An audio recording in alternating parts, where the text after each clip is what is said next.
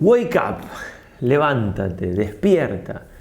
Así le dijo el ángel a San José para irse a Egipto en este misterio que vamos a meditar. Así nos dice también a nosotros el Señor. Despertemos, vayamos hacia donde Él nos llama, hacia el camino de la santidad.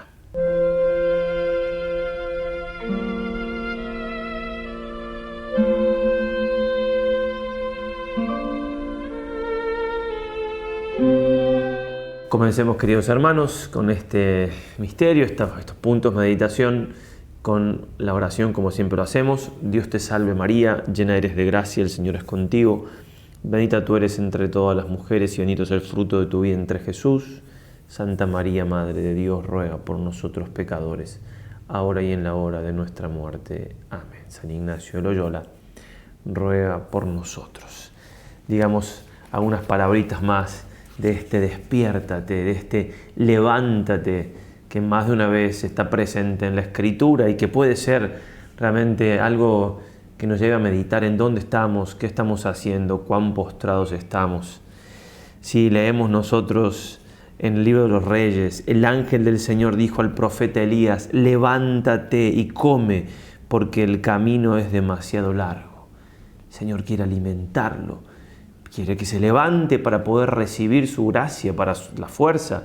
Está hablando de un camino, de un alimento físico, pero perfectamente lo podemos nosotros aplicar al mundo espiritual. Si no nos levantamos de nuestros pecados con la ayuda de Dios, no vamos a recibir tampoco sus consolaciones. También leemos el profeta Ezequiel: allí vino sobre mí la mano de Yahvé y me dijo: levántate y sal a la llanura y allí hablaré contigo. Sí, me levanté y salí a la llanura y allí vi la gloria de Yahvé al modo de la gloria que había visto junto al río Cobar, y caí sobre mi rostro. Se levantó. Si no se levantaba, no veía la gloria. Quizás estás viendo este video temprano, a la mañana, quitándote momentos de sueño. Bendito Dios por eso, te has levantado.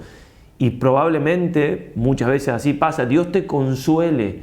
¿Por qué? Porque justamente has hecho algo en pos de buscarlo al Señor. ¿Y de qué quiere que nos levantemos el Señor? Más allá de levantarnos físicamente a rezar, de la postración que nos traen nuestros pecados, de la miseria en lo que nos ha dejado, las obras malas que hemos hecho. Por eso se lee en la carta a los Efesios, capítulo 5, versículo 14, después de invitarle al apóstol a dejar las obras de las tinieblas, dejar el pecado y demás, dice: por eso dice, despierta tú que duermes y levántate de entre los muertos y Cristo te iluminará. Hay que levantarse de ese pecado, es lo que Dios quiere, lo que estamos buscando en estos santos ejercicios. Y es lo que también Dios una y otra vez va pidiendo en la Escritura, a veces de manera figurada, pero hay un acto de la voluntad que prosigue también en muchos casos, un acto físico, de hecho, ¿no? Como le dice a Pedro, dice Hechos de los Apóstoles 12, y he aquí que sobrevino un ángel del Señor y una luz resplandeció en el aposento y golpeando el costado de Pedro lo despertó diciendo: levántate presto, rápido, vamos, levántate rápido. No dejemos para mañana lo que podemos hacer hoy, no podemos dejar la conversión para otro día. Hoy, ahora tengo que dedicarme y decidirme a buscar al Señor nuestro Dios.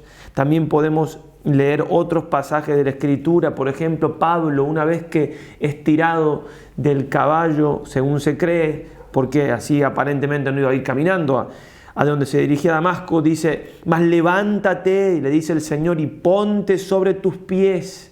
Levántate, porque para esto me ha aparecido a ti, para predestinarte ministro y testigo de las cosas que has visto y de aquellas por las cuales aún me apareceré a ti, librándote del pueblo y de los gentiles a los cuales yo te envío. Porque también Dios nos pide que nos levantemos no solamente para dejar nuestros pecados, sino para predicarlo a Él, para buscar a otras almas. Y sigue así: a los cuales yo te envío, a fin de abrirle los ojos para que se conviertan de las tinieblas a la luz y de la potestad de Satanás a Dios, y para que obtengan remisión de pecados y herencia entre los que han sido santificados por la fe en mí. Levántate, eso nos dice el Señor. Incluso después los apóstoles harán lo mismo. Le pedirán a otros que se levanten, digo, en sentido físico por un milagro, pero en sentido mucho más profundo por la vuelta a Dios. En Listra había un hombre que era incapaz de mover sus pies, que estaba cojo, dice Hechos 14, 8 y siguientes. Y oyó hablar a Pablo, el cual, fijándose en él los ojos y viendo que tenía fe para ser salvado, ya se había levantado interiormente. Dijo con poderosa voz: levántate derecho sobre tus pies. Y él dio un salto y echó a andar. Y así podríamos seguir, porque es cierto que tenemos enemigos que están en contra de ese resurgir, de ese levantarnos, de esa resurrección espiritual que tenemos que tener como la de Jesús. Bueno, porque nuestra resurrección hacia la santidad es tomada como ejemplo. San Pablo dirá: buscad las cosas de arriba, vivid como resucitados, con los ojos en el corazón en el cielo. Bien, pero tenemos Efesios 6:12, la lucha contra la carne y la sangre no es, sino contra los principados y contra las potestades, y contra los dominadores de este mundo tenebroso, contra los espíritus del mal que están en las alturas. Sí es cierto que no luchamos contra cosas humanas, sino mucho más poderosas que nosotros, pero también es cierto, Números 10:35, cuando partía el arca decía Moisés: levántate, Yahvé, que tus enemigos se dispersen, huyan delante de ti los que te odian. Tenemos nosotros, con nosotros a Dios. San Pablo va a decir: si Dios está con nosotros, ¿quién en contra? No estamos luchando solos, por eso la confianza puesta en Él y la súplica: levántate, Yahvé, y lucha con nosotros, pelea con nosotros este buen combate de la fe, como dirá San Pablo. También podemos leer al profeta Samuel, versículo 22:4, levántate, baja Keilah, porque he entregado a los filisteos en tus manos.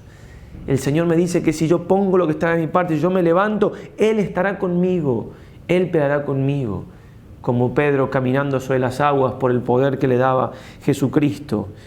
Y así podemos también seguir levantándonos, es decir, orando, teniendo la fe cuando hay momentos difíciles. Dice también la Escritura en Lamentaciones 2:19, levántate, clama de noche, al comienzo de cada vigilia, derrama como agua tu corazón ante la faz del Señor, alza hacia Él tus manos por la vida de tus parvulitos, que desfallecen de hambre en las esquinas de todas las calles. Y Gio va a comentar diciendo: ese momento de la noche también simboliza el momento de la prueba. No solamente hay que rezar y alabar a Dios y estar erguidos y levantados en el sentido espiritual cuando todo va bien, sino también en el momento de la cruz, y agradecer también las cruces, que habla de una vida espiritual muy profunda. Por último, también tenemos que levantarnos para decirle a las fuerzas naturales que se levanten y que nos ayuden a amar más al Señor. Dice el Cantar de los Cantares, capítulo 4, la fuente del jardín es pozo de aguas vivas, y los arroyos fluyen del Líbano. Levántate, oh Aquilón, ven, oh Austro, ¿sí? Levántate, viento del norte, viento del sur, que se esparzan sus aromas. Venga mi amado a su jardín y coma de sus exquisitas frutas. Que el viento se levante para que haya aromas en el jardín y atraigan al amado, dice el alma esposa de Dios esposo. Pidiendo a la naturaleza que se levante para ayudarnos a unirnos en ese matrimonio espiritual con el mismo Dios que se nos quiere dar, y de hecho se nos da cuanto dejamos nosotros, cuanto le permitimos recibirlo, cuanto queremos recibirlo. Estamos, queridos hermanos, en esta segunda semana de los ejercicios, donde hay muchos frutos y también hay una intención muy puntual de San Ignacio, que es que nosotros vayamos uniendo nuestra voluntad, uniendo nuestra inteligencia, que nosotros vayamos mirando el ejemplo de Cristo y aprovechándonos de Él para ser justamente iluminados por el Señor. Por eso, así como la primera semana tiene como objetivo reformar lo deformado, hay en nosotros cosas que están deformadas, es decir, cosas que no van con lo que Dios quiere porque hemos pecado. Pues bien, hay que reformar lo deformado. Pero después, en la segunda semana, hay que conformar con Cristo lo deformado, conformarlo con Él. Es decir, que lo que nosotros hemos obrado de mal, no solamente lo quitemos, sino que también lo iluminemos con el Señor toda nuestra vida. Por eso también esta se suele comparar con la vía iluminativa. esa parte de la vida purificativa ya pasó, dejamos el pecado. Probablemente no nos alcance en unos días de la primera semana, pero está figurado allí y ahora estamos dejándonos iluminar por Cristo, por eso meditamos sus misterios. Va a decir el Padre la palma. Y porque la materia de la meditación en esta segunda semana ordinariamente es de la vida de Cristo nuestro Señor, quiso nuestro Santo Padre que estuviésemos advertidos que en todos los ejemplos de su santísima vida y en todas las palabras de su predicación nos está llamando y solicitando a esta guerra espiritual contra el demonio, mundo y carne y contra nosotros mismos. Eso tenemos que ir fijándonos en los misterios que... Y así dijo en el título de la primera meditación, el llamamiento del Rey temporal ayuda a contemplar la vida del Rey eternal. No dijo que el llamamiento del Rey temporal ayuda y persuade y mueve para seguir el llamamiento del Rey eterno, sino que ayuda a contemplar la vida del Rey eternal, dándonos a entender que toda la vida del Rey eternal es un continuo llamamiento de sus vasallos a la guerra y conquista del reino de Dios. Y este había sido el intento de Cristo nuestro Señor en su venida al mundo, lo cual Él predicó diversas veces cuando dijo: no penséis que vine a poner paz a la tierra, porque no vine a poner paz, sino cuchillo y guerra, porque vine a apartar el hijo de su padre, la hija de su madre, la nuera de su suegra, y los mayores del hombre serán los más íntimos y domésticos de su casa. Si los mayores enemigos, los mayores contrarios al hombre. Y para significar qué guerra era esta, añadió: el que ama a su padre y a su madre más que a mí no es merecedor de mí, y el que ama a su hijo o a su hija más que a mí no es digno de mí, ni tampoco lo es el que no toma su cruz y me sigue.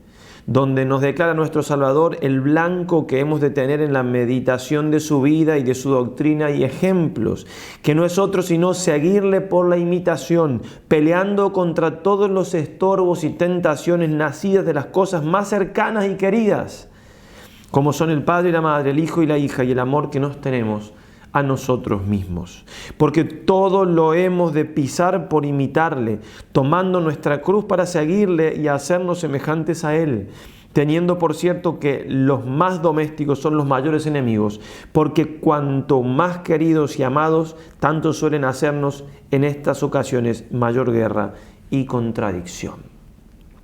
Hasta ahí entonces lo que dice el Padre La Palma a este respecto, y ahora vamos, queridos hermanos, a ya introducirnos en la meditación con los actos preparatorios. Como siempre, meditación o contemplación. Primera semana es casi todo meditación. Segunda, uno puede hacer más meditación, como antes, pensar las ideas y rumiando y comparando, como ya hemos explicado. O puede hacerse más contemplación, es decir, meterme en la historia como un esclavito indigno, bien, reflectiendo en mí mismo lo que voy contemplando, pero eso es otro tipo de oración y me pueden también servir mucho. La oración preparatoria, como siempre, va a ser el número 46. Le pedimos al Señor que todas nuestras intenciones, acciones y operaciones sean ordenadas a su mayor servicio y alabanza.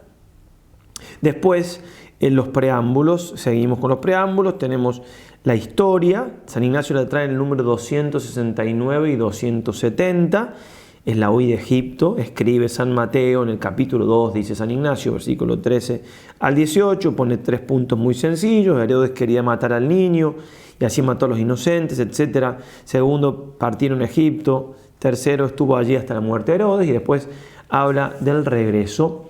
Importante notar lo que San Ignacio trae en el número 116, mirar lo que hacen, caminar, mirar, trabajar para hacer que el Señor sea nacido en suma pobreza y después de tantos trabajos, hambre, sed, dolor y frío, morir en cruz, y todo por mí.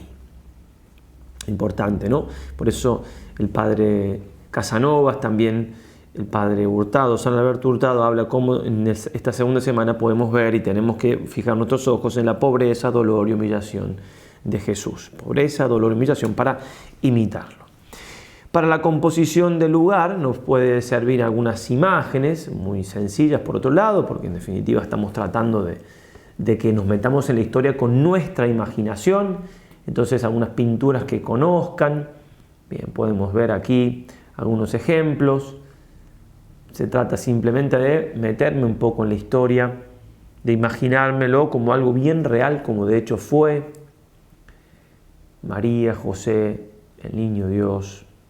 También nos puede servir imaginarnos el desierto, como podemos ver. No eran fáciles los caminos. Bueno, todo lo que pueda ayudarnos a ver a María y a José caminando con el niño Dios hacia Egipto, meternos en la historia como un esclavito indigno. Y la petición que nos pide San Ignacio, que nos la pide una y otra vez que la hagamos y que tenemos que repetirla, es conocimiento interno del Señor, que por mí se ha hecho hombre para que más le ame y le siga. Pues bien, ese conocimiento interno del Señor que tenemos que pedir es una petición que hay que entenderla, que estamos hablando. Puede servir, hace 2 años nos preguntaban, un ejercitante nos preguntó al respecto. Bueno, en este video estoy poniendo acá, que es el que en el año 2021 usamos para esta meditación. Al comienzo está dividido muy clarito, está también la descripción de mensajes divididos por minutos, pero todo el comienzo, como unos 15 minutos, explico qué quiere decir San Ignacio con eso de conocimiento interno del Señor. Así que les puede servir si quieren o para verlo en otro momento.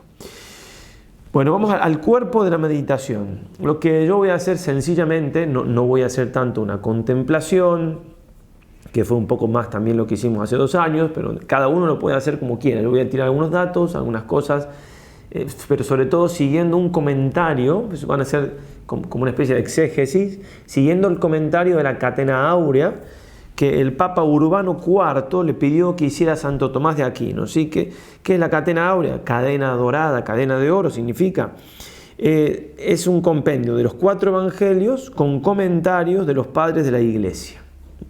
El Papa Urbano IV quería que hubiera un comentario ortodoxo, es decir, recto en la doctrina, y patrístico de los evangelios y que esté al alcance de todos los lectores. Entonces, tiene el pedido del Papa y la autoridad de Santo Tomás. Además de los autores, es Santo Tomás el que elige los textos. Por eso realmente es una cosa hermosísima y que puede ser de mucho provecho. Entonces vamos a dividir esta meditación, repito, si quieren hacerla como contemplación, en 2. En primer lugar, entonces, la partida de Egipto. Leo el texto bíblico, los comentarios, no todos, algunos, de la Catena Áurea, con alguna aclaración de parte mía, y después el regreso de Egipto, y hacemos lo mismo. Por eso, entonces, el primer punto, cuando parten de Egipto, dice entonces Mateo 2, 13 al 15, después que ellos se retiraron, el ángel del Señor se apareció en sueños a José y le dijo, levántate, acá está, levántate, toma contigo al niño de su madre y huye a Egipto y estate allí hasta que yo te diga, porque Herodes va a buscar al niño para matarle. Él se levantó, tomó de noche al niño y a su madre y se retiró a Egipto y estuvo allí hasta la muerte de Herodes, para que se cumpliera el oráculo del Señor por medio del profeta, de Egipto llamé a mi hijo. Bien, comenta entonces, vamos con la Catena Áurea, comenta Remigio, de que el ángel fue siempre enviado a José mientras dormía. Debemos deducir que aquellos que viven alejados de los cuidados de la tierra y de las preocupaciones mundanas son dignos de gozar de las visiones celestiales. El ángel le dijo, levántate, etc. Muy interesante, ¿no? Apartarme de las cosas de Dios, de la tierra y mundanas, lo que están haciendo ahora, un rato al día, meditar, pero qué bien hace un retiro, qué bien y qué sentido tiene la vida de un monje, de una monja contemplativa, o de los que, bien, tiene sentido, no es la vocación de todos, pero tiene mucho sentido, ¿para qué? Para estar más dispuestos a recibir las visitas divinas. El pseudo Crisóstomo va a decir, no dice toma a la madre y a su hijo, sino al contrario, porque el niño no nació por la madre, sino que la madre fue preparada para el niño. Dice toma al niño y a su madre. Primero Jesús, obviamente. Prosiguen las palabras, y huye a Egipto. Pero ¿cómo el Hijo de Dios huye delante de un hombre? ¿Quién se verá libre de enemigos si él mismo, con mayúscula, teme a sus enemigos? Pero en primer lugar convenía que también en esto siguiese la ley de la naturaleza humana, se hizo hombre, totalmente hombre, a la que se había sometido, ley que exige que la naturaleza humana, abandonada sus propias fuerzas y en la edad tierna, huya cuando un poder nos amenaza. Jesucristo se hizo hombre, entonces, aunque era Dios, era hombre, y como hombre se sometía a las reglas humanas. Y si hay alguien que te amenaza, tenés que huir. Además, convenía que así sucediese para que los cristianos no se avergüencen de huir cuando la persecución les obligue a ello. Vamos a hablar también después otros comentarios de la misma idea. San Agustín va a decir: escucha el gran misterio que aquí se encierra. Moisés en otro tiempo había cerrado las puertas del día a los pérfidos en Egipto. Cristo, llegando allí, volvió la luz a estos hombres que yacían en las tinieblas. Cristo huye no para ocultarse, sino para iluminar. Interesantísimo, ¿no? Cristo es la luz del mundo. Cristo tiene que iluminar el mundo. Tenía que iluminar Egipto, no lo conocían. Sí, esa idea tenemos que tenerla muy clara en nuestro corazón. Él es la luz, a Él tenemos que llevar a los demás, Él es que tiene que iluminar nuestro interior. También San Agustín: el infortunado tirano temía ser depuesto de su trono, pero no era así. Cristo no había venido para arrebatar la gloria de los otros, sino para dar la suya. Qué importante es en nuestra vida. ¿Cuántas veces pensamos y el demonio se ocupa y el mundo y la carne de hacer eco de esta idea, ¿no? Que vamos a perder muchas cosas si seguimos a Cristo. Que voy a perder esto, que lo otro, que aquel puede hacer allá. Y no nos damos cuenta que Cristo no viene a quitarnos nada, viene a darnos todo. Porque lo que nos quita es lo que nos hace mal. Claro, eso sí nos lo quita, pero para darnos justamente lo que nos hace bien. Es muy importante tener presente esto para no desfallecer en nuestro camino a la santidad. El pseudo Crisóstomo va a decir: las angustias de la persecución se comparan a la noche. El consuelo y el solaz son semejantes al día. ¿Sí? Y bueno, en la noche le piden a San José que se levante, la desolación, en la prueba, obra. No, de noche no voy a salir, tengo miedos humanos. No, obedece. Así nosotros en la oscuridad, cuando estamos en más tinieblas, en el sentido de que no logramos ver tan claro como antes, tenemos que seguir firmes en los propósitos, la desolación, no hacer mudanzas, seguir cumpliendo la voluntad de Dios. San Juan Crisóstomo: ved al tirano llenarse de furor apenas nace este niño, y ved también a la madre huir con el hijo a tierra extranjera. Y sirva esto de ejemplo para que cuando comencéis alguna obra espiritual y os sintáis afligidos por la tribulación, no os turbéis ni dejéis llevar del abatimiento, sino soportéis con valor y heroísmo todas las contradicciones. De hecho, que vengan contradicciones cuando uno empieza una obra para Dios no es algo que es necesario, así tiene que ser. Sí, porque como dice la carta a los Hebreos, lo cita hermosamente Monseñor Fulton Sheen: sin efusión de sangre no hay redención. Y como tenemos la gracia de haber recibido nosotros de chiquitos digo, del seminario, se nos ha repetido hasta el cansancio, por una manera de decir, el apostolado es cruz, no es escapismo, es cruz. Si hay que ayudar a salvar a las almas, ¿cómo salvó el Señor a las almas? Crucificado. Queremos salvarla. ¿Cómo queremos? Tenemos que morir a nosotros mismos. Va a haber problemas, va a haber dificultades. Es buen signo. Si no hay dificultades, ¿qué está pasando?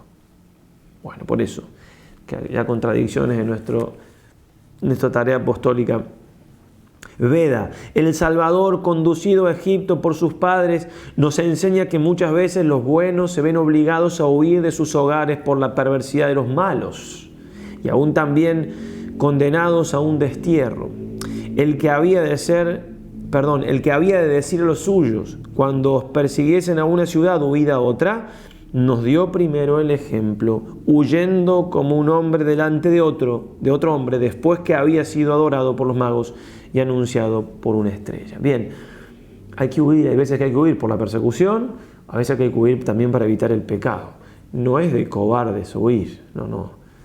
Justamente, si Jesucristo, Dios hecho hombre, huyó.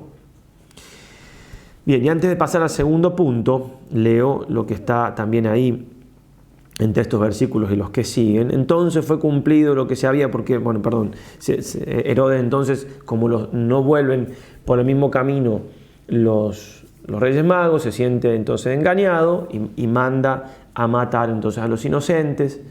Bien, entonces dice la Escritura, versículos 17 y 18, siempre de Mateo 2, Entonces fue cumplido lo que se había dicho por Jeremías el profeta, que dice: voz que fue oída en Ramá, lloro y mucho lamento, Raquel llorando a sus hijos, y no quiso ser consolada porque no están. Obviamente que no puede en este tiempo en que vivimos esta verdad, este versículo, no evocarnos el gran mal del aborto. De hecho, el proyecto Raquel, tan hermoso como otros, el viñedo de Raquel, ¿verdad?, porque ayudando a las madres que han hecho un aborto, bien, para que vuelvan a tener la paz a la cual no se llega sin Jesucristo, ¿no? Es algo que todo el que pueda hacer algo en pos de la vida, ¿no? Ya hay países donde ni siquiera se puede rezar al frente de una clínica abortista, porque ya, aunque sea en silencio, ya una persona puede ir presa. Realmente es una locura. El demonio está manejando el homicida desde el principio. Bueno, cada uno verá lo que puede hacer. Hay un librito que yo creo que es totalmente libre de derechos de autor y demás, así que probablemente, si es así, lo voy a poner.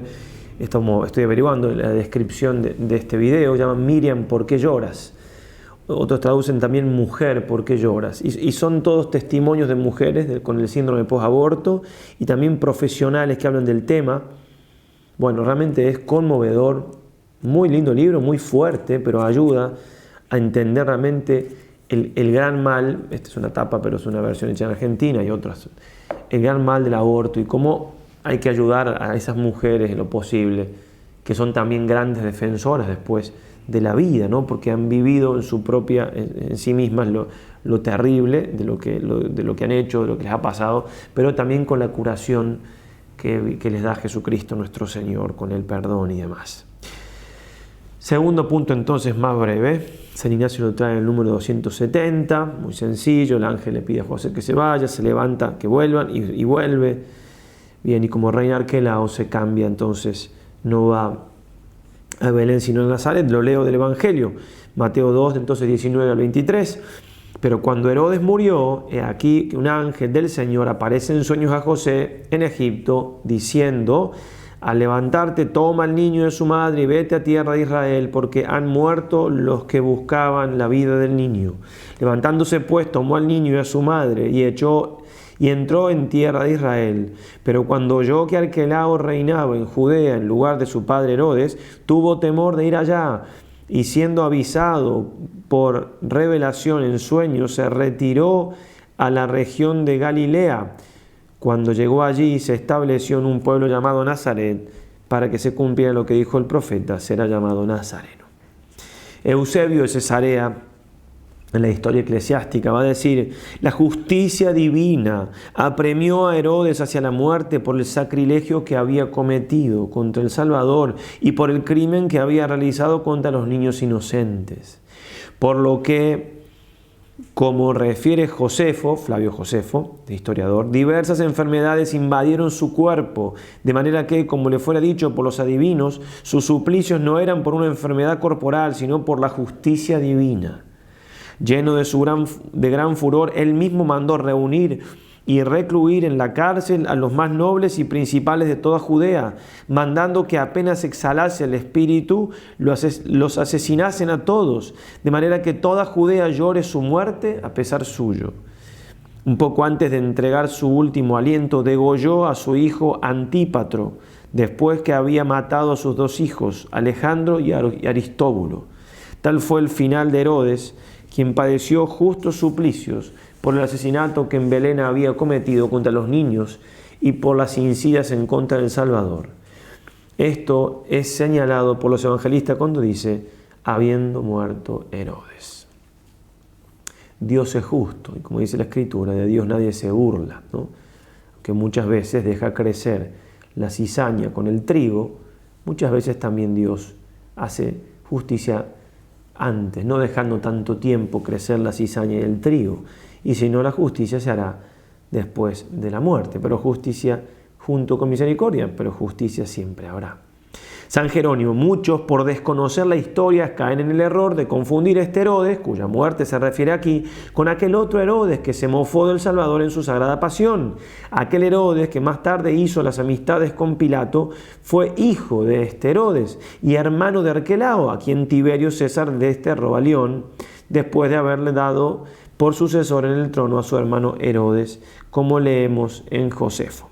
Después que murió el primer Herodes fue cuando el ángel del Señor se apareció en sueños a José en Egipto y le dijo, etc.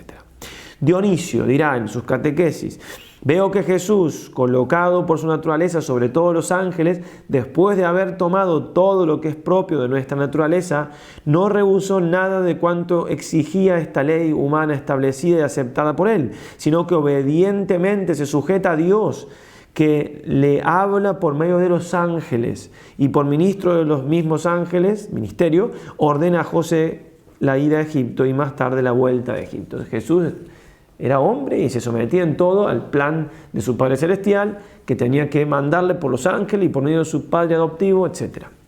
Bien, Pseudo Crisóstomo dirá, observad que José había sido escogido para servir a María, porque ¿quién habría podido prodigarle todos los cuidados que ella necesitaba cuando fue a Egipto y cuando volvió de este país si no hubiera estado desposada?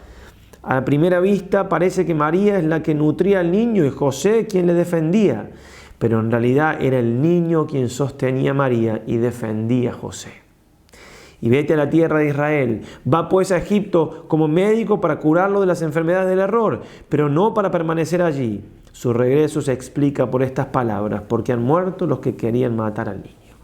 La importancia del niño Dios, estaba sometido a la naturaleza humana en todo, pero seguía siendo el niño Dios. San Jerónimo, de aquí debemos deducir que no solamente Herodes, sino también los sacerdotes y los escribas habían buscado al mismo tiempo la muerte del Señor en ese tiempo, porque le dice el ángel, han muerto los que querían matar al niño, ¿sí? También los sacerdotes y los escribas. Remigio, pero si fueron muchos, ¿cómo pudieron morir en tan poco tiempo? Claro, ¿por qué murieron todos juntos? Si no solamente quería matarlo a Herodes. Porque, como se ha dicho, cuando murió Herodes fueron muertas todas las personalidades que estaban presas en la cárcel. Pseudo Crisóstomo dirá, dícese que esto fue hecho por consejo de Dios, porque los sacerdotes estuvieron de acuerdo con Herodes en el criminal proyecto de buscar al niño para matarle. Por ello, dice el evangelista, Herodes se turbó y toda Jerusalén con él. Beda, el venerable, dirá, la muerte de Herodes acaecida, y con esto terminamos, poco tiempo después de la matanza de los niños inocentes y a consecuencia de la cual Jesús, su madre y José pudieron volver a Israel, significa que todas las persecuciones contra la iglesia habían de ser castigadas más tarde con la muerte de los perseguidores, que la misma iglesia gozaría otra vez de paz y que los justos que se habían visto obligados a estar ocultos volverían a su patria. La vuelta de Jesús a Judea después de la muerte de Herodes significa también que más tarde, a la voz de Enoc y de Elías, los judíos se convertirán a la fe y abandonarán su obstinada oposición a la verdad. Bien, los enemigos de la iglesia morirán, tarde o temprano morirán, aunque el Señor los deje crecer con el trigo y la cizaña juntos, la cizaña con el trigo. ¿Sí? No hay mal que dure 100 años, ni cuerpo que se lo aguante. Así que, bueno, en fin, recemos por la conversión de los enemigos de la iglesia, del enemigo de Cristo, con mucha caridad, por su conversión y sabiendo que, bueno, algún día, en definitiva, que el que maneja los hilos de la historia es nuestro Señor Jesucristo. Y si permite el mal es porque de ahí saldrán bienes mayores. Y más pensando que muchas veces es desde la misma dentro de la iglesia que salen esos enemigos, que duelen mucho más. Bien, será llamado Nazareno, ¿no? Con eso terminamos. Nazareno era una forma de humillarlo a Cristo, ¿no? Porque Nazareno era un pueblo perdido, en un lugar perdido. Bueno, la humildad del Señor, incluso en los motes que le ponía, ¿no? ¿Acaso de Nazaret puede salir cosa buena? Juan 1:46. Bien, con muchas ganas, con mucha alegría, con mucha fuerza. Si no pueden ahora inmediatamente, después de ver el video, escuchar este audio durante el día, pero mejor si pueden en algún momento concreto tratar de meditar estas cosas. les robé un poco más de media hora, un poquito más, pero bueno, lo más importante es ese tiempo que tenemos con el Señor, ¿no? Ese momento de oración es sin duda por lejos lo que más importa para tratar de que la vida del Señor, en el caso también de José, de María, ilumine mi vida y yo tenga allí una métrica, una norma para vivir, que tenga la luz para que mis tinieblas se vayan yendo, que tenga en definitiva una inspiración para toda mi vida. Quiero ser como el Verbo hecho carne, quiero ser como Jesús, quiero ser como su madre, quiero ser como San José. Le pedimos a nuestra Madre esa gracia en estos misterios, que donde ella está casi como la más importante después del Señor ahí con José, bueno, que nos ayude, que en definitiva ella, como nadie conoce el corazón de su Hijo, nos haga conocerlo a nosotros también para poder imitarlo. Ave María Purísima, sin pecado concebida.